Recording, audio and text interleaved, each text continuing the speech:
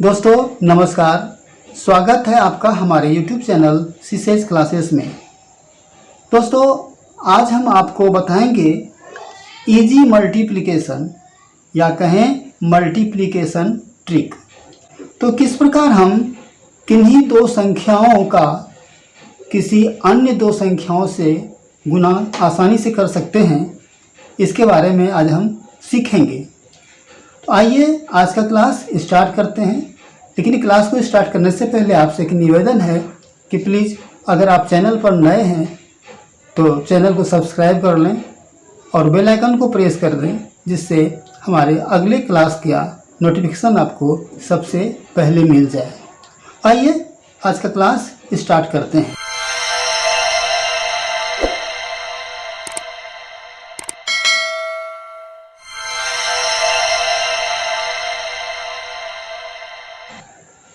दो संख्याओं का गुणनफल हम किस प्रकार निकालेंगे आज हम सीखेंगे।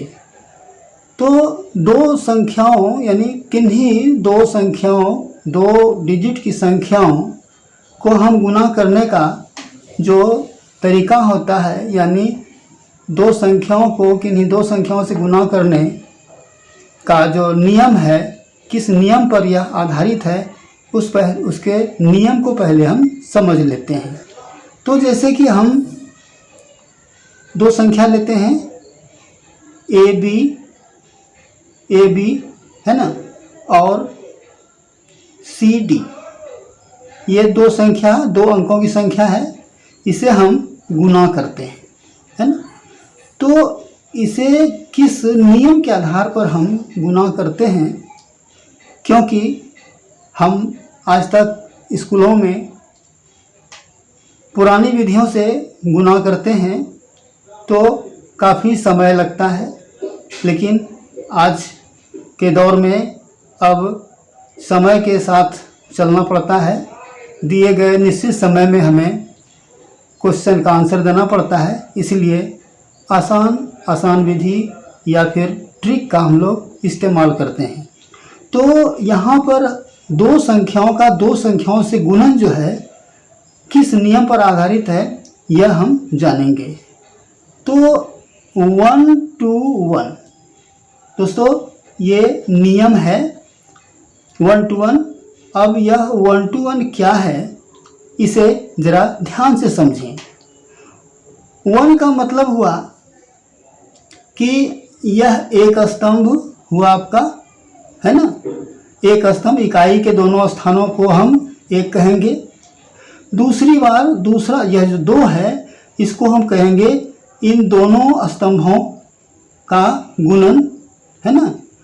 और फिर 1 का मतलब होता है सिर्फ इन दहाई के अंकों का गुना।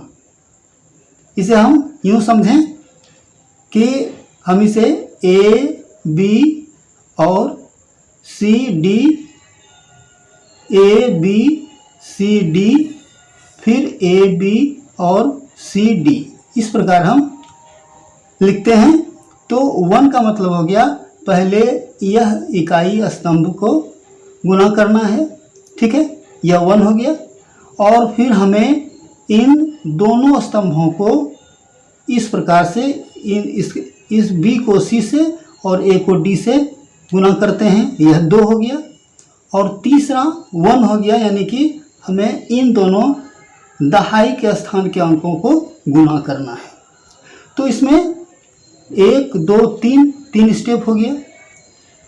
तो 3 स्टेप क्या हो गया, पहला हो गया कि हमें बी और डी को गुना करना है, यानी बी डी हो गया। दूसरा स्टेप हो गया ए डी कहें या बी सी कहें, A D plus B C. और तीसरा स्टेप हो गया ए गुना सी, यानी ए सी। तो इन 3 स्टेप में हम किसी भी दो अंकों की संख्या को दो अंकों की संख्या से आसानी से गुना कर सकते हैं। आइए इस नियम को अब हम एग्जाम्पल से समझते हैं। और पहला एग्जाम्पल लेते हैं हम, है ना। मान लेते हैं 12 है और 23, हमें इसे गुना करना है इस नियम के आधार पर। तो हमने अभी जो बताया कि पहले हम इन दोनों को गुणा करेंगे, है ना, फर्स्ट स्टेप में। तो 2 तिया 6, ठीक है। अब क्या करना है, दूसरे स्टेप में हमें इन दोनों को और इन दोनों को गुना करके जोड़ देना है। तो 2 दूनी 4 और 3 एक 3, 4 3 7 हो गया। अब तीसरे स्टेप में हमें दहाई के अंकों को गुना करना है, यानी 2 एकम 2, यानी 276। ये आपका आंसर हुआ, है ना, बिल्कुल आसान। आइए इसे और थोड़ा आगे समझते हैं और इनसे कुछ बड़ी संख्या लेते हैं। 2 नंबर में हम एक एग्जांपल लेते हैं, 43 और 34। यह भी 2 अंकों की संख्या है। इसे हमें इस नियम के आधार पर गुना करना है। तो उसी प्रकार से पहले इन दोनों को गुना करेंगे, 4 तिया 12। तो यहाँ पर 2 अंक आता है 12, तो 12 का जो इकाई का अंक है 2 हम यहाँ लिख देते हैं और 1 बच जाता है ना। अब 1 को याद रखना है, ये 4 चौका 16, 3 तिया 9, 16 9 25 और 1 26, 26 का 6, फिर हासिल 2 रहा, फिर 4 तिया 12 और 2 14, यानी 1462। यह आपका आंसर हो गया, ठीक है। बहुत ही आसान है, अभ्यास का ज़रूरत है। अभ्यास यदि आप करेंगे इतना समय भी नहीं लगेगा और आप आसानी से गुना कर सकते हैं। आइए एक तीसरा उदाहरण लेते हैं और बड़ी संख्या लेते हैं, जैसे 87 और 69। तो उसी नियम के आधार पर हम करेंगे। 9 सत्ते 63, 63 में क्या होता है 63, तो 63 का इकाई का अंक हो गया 3, यहाँ पर हम 3 लिख देंगे।